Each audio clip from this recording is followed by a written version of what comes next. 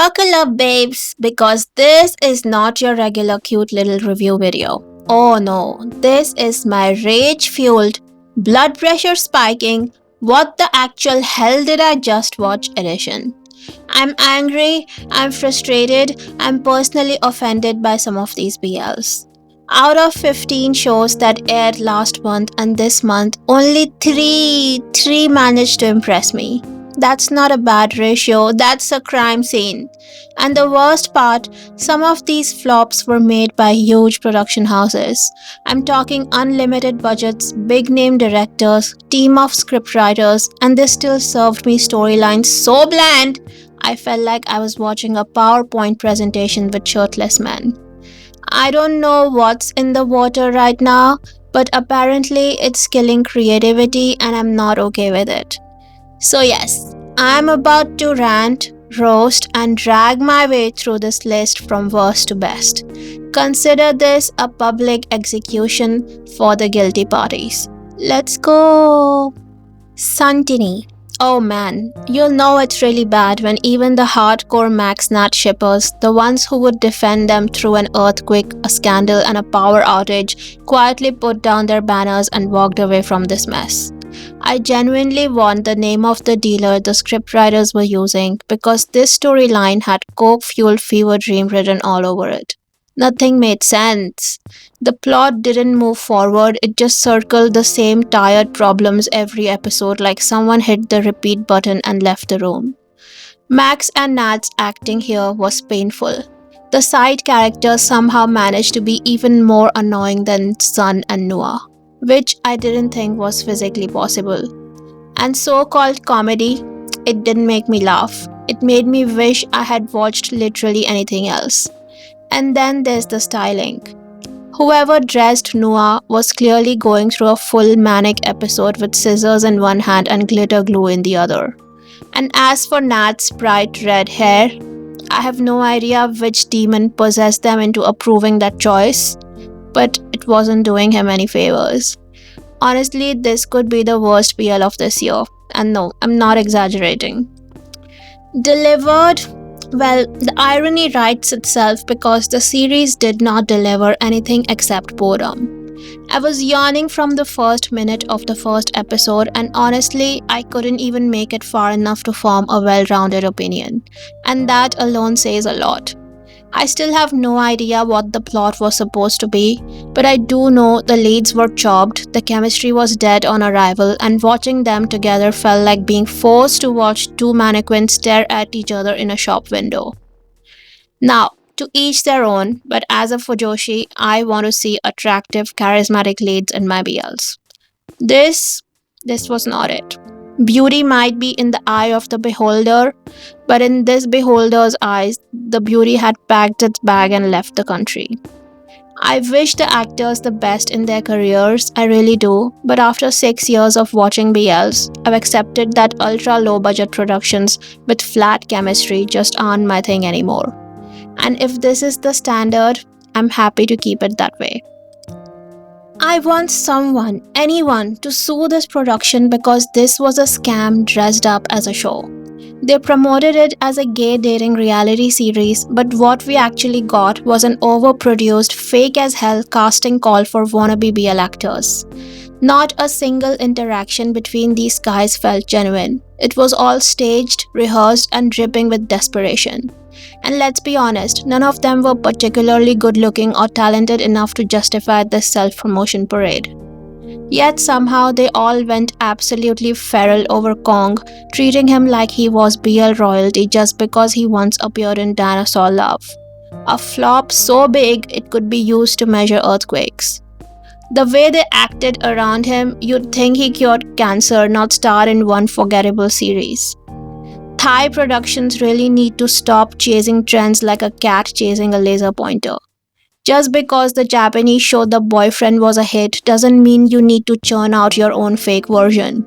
This wasn't a vibe, it was a con job.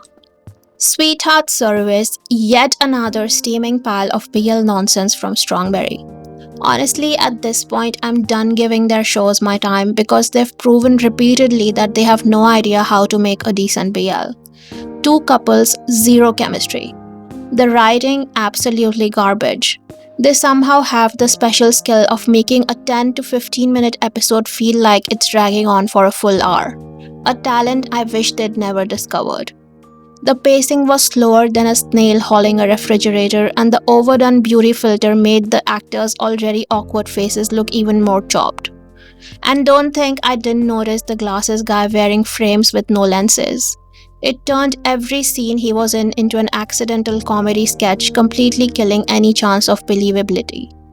The acting was bad, the energy was dead, and they somehow managed to waste one of the easiest, most fan favorite tropes in BL, the fake dating trope. Strongberry, if you're listening, please just stop. Stop! The only reason I even pressed play on this was out of respect for Robin, who was stuck playing a side character here. I like him as an actor, so I thought, why not? Well, I'll tell you why not, because I should have let this one pass by like a heavy dump in a well-flushing toilet. Instead, I wasted my time, my energy, and probably a few brain cells. The so-called comedy was unbearable. The actors behaved like actual children or like they were playing pretend boyfriend in a schoolyard game instead of portraying an actual relationship. Don't get me wrong, I like Japanese comedy. I get the slapstick humor. I love Osan's love. I know how it's supposed to be done. But this was not that. The one saving grace in season 1 was the second couple, who I actually found interesting, and here they were practically invisible. Blink and you'd miss them. Honestly, I hope they never touch this franchise again because it's already on life support and there's no saving it.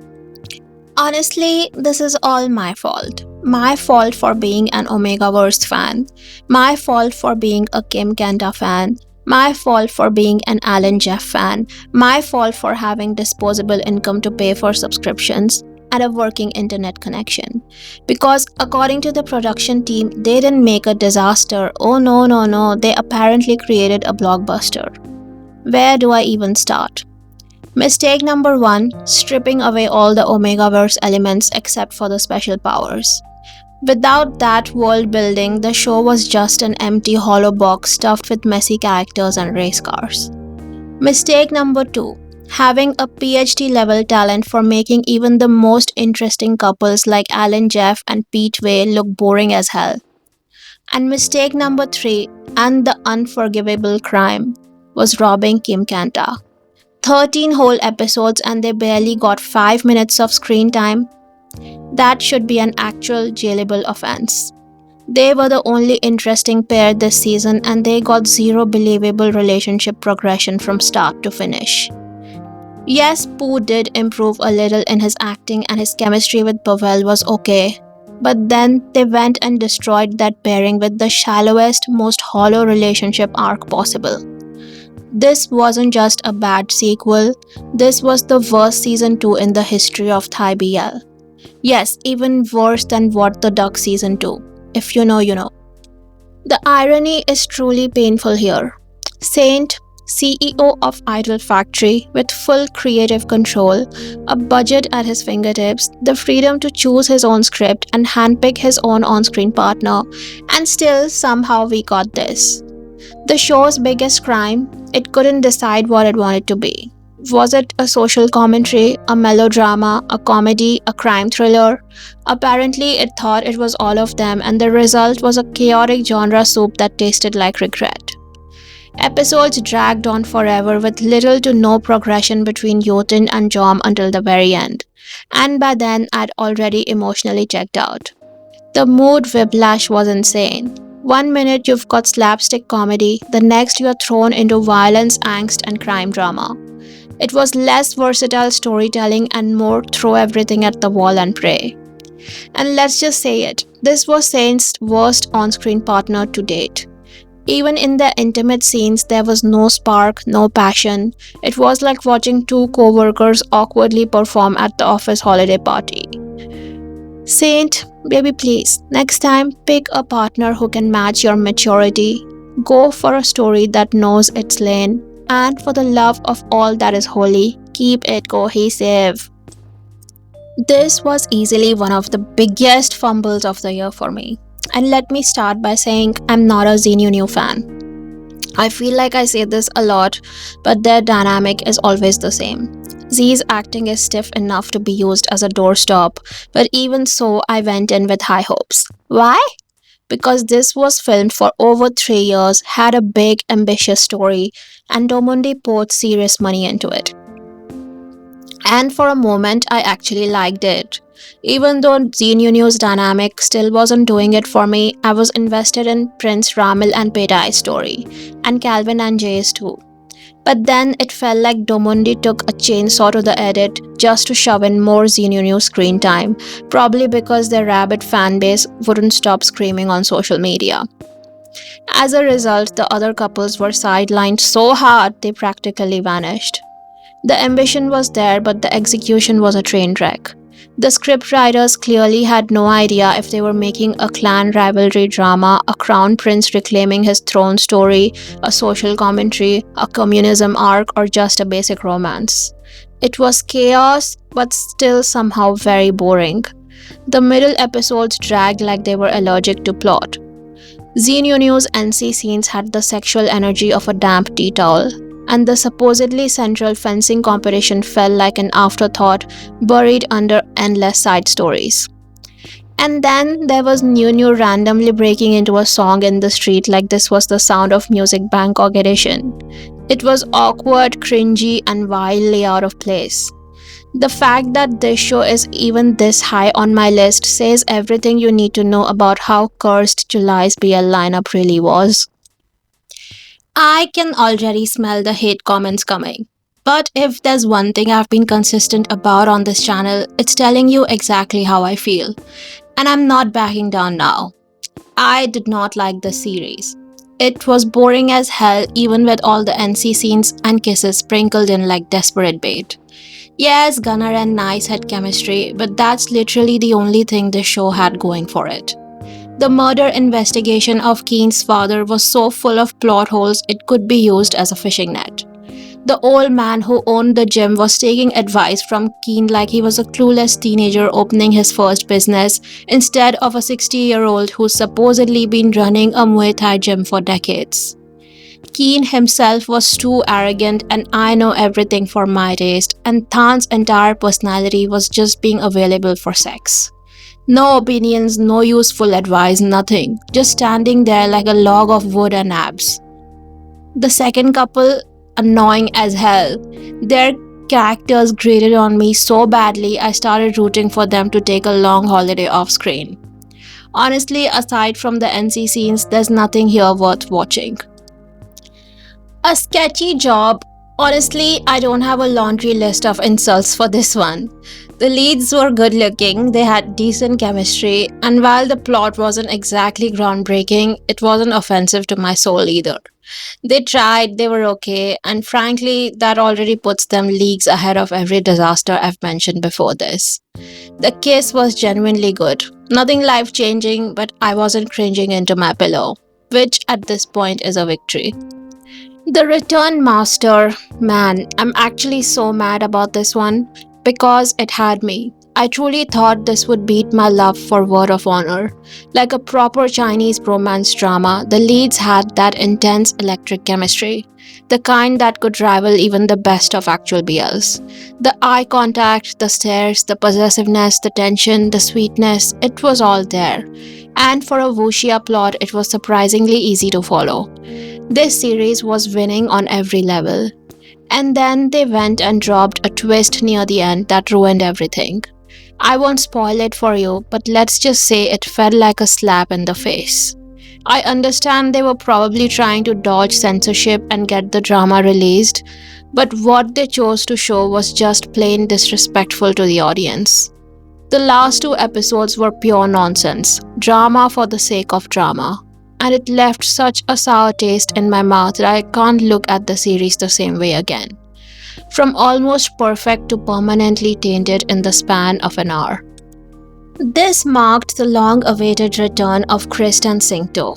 8 whole years after Sotus, the series that basically put Thai BL on the global map and made half the world fall in love with them. And honestly, their chemistry here was even better than what I remembered. The magic was still there, the spark was still there, and every interaction had me wondering if I was watching a scripted drama or two exes genuinely reuniting in real life. Their bond is beautiful, it's honest, and it bleeds through every scene. Chris and Singto are still among the best actors that company has, and I sincerely hope we get more projects from them together. But here's the problem. The plot itself was not interesting at all.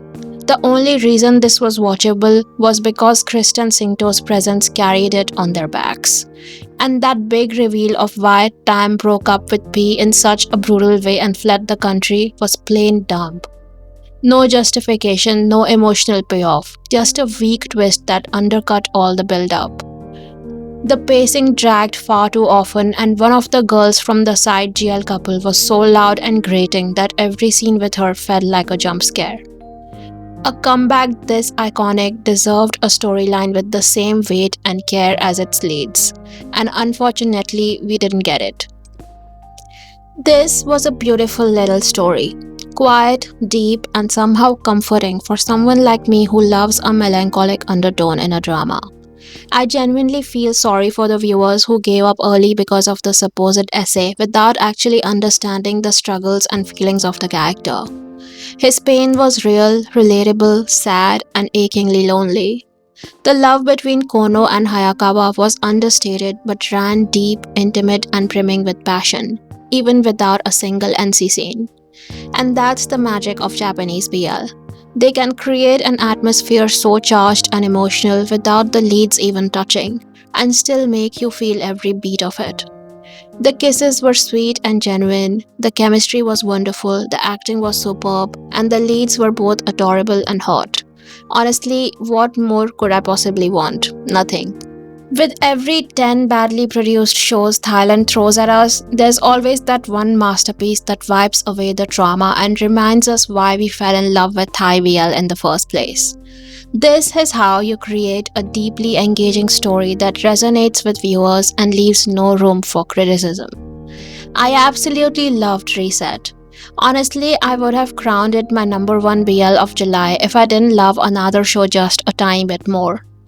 Peter Pan and Pond were made for Tara and Armin, and they delivered their roles with absolute precision. This is what happens when two genuinely talented actors come together and create pure magic on screen. And it wasn't just them. Bomb, Tai, Nont, every single member of the cast did their part flawlessly. Every episode was packed with story, action, and romance. There was no filler, no dead air, no point where I reached for my phone. This is how you do the rebirth plot right. Other productions take notes. This is what a well-rounded, perfectly executed series looks like. And my number one BL of July is none other than, yes, you guessed it, Revenge Love. Oh my god, what a roller coaster of emotions. I laughed, I cried, I got frustrated, I nearly chewed through my phone. I was literally setting alarms for release time in my country. Didn't I tell you guys, if China starts making proper BLs again, it's game over for every other country. And they just proved me right. I fell head over heels for Chi Chang and his Wei Wei, and I'm honestly not the same person I was before watching them. I read the novel years ago, and for the most part, the drama stayed faithful to it. The changes they made, I could live with them, but I can't pretend we didn't lose some of the intensity and heat that made these characters unforgettable. And here's my thing. If you are going to tone it down for morality reasons, just don't. People will complain either way, so why not give us the full, unfiltered passion? The acting, incredible, the execution, mostly great, but the final episode, ooh, Wu So-wei sacrificed so much to get Chi Chang out of jail, and that reunion, it was laughable. Random cuts, awkward editing, honestly, the weird cut started right after their first night together and only got more obvious from there. And the intimacy drop, so unrealistic. These two were all over each other before they even got into a relationship, but after sleeping together, suddenly they're monks. No kisses, no heat, not even in the finale. especially when Chi Cheng is literally portrayed as a man with sky-high libido who needed medication to calm down. It completely broke the immersion. And don't even get me started on the second couple. No physical chemistry whatsoever. And it was painfully obvious that Liu Xuancheng hated kissing the opposite gender, pursing his lips like a locked door every time Guo Chengyu leaned in it. It ruined their relationship arc for me. What's even more frustrating is that another Chinese BL airing right now has none of these issues. The kisses are excellent, slow, clearly it can be done.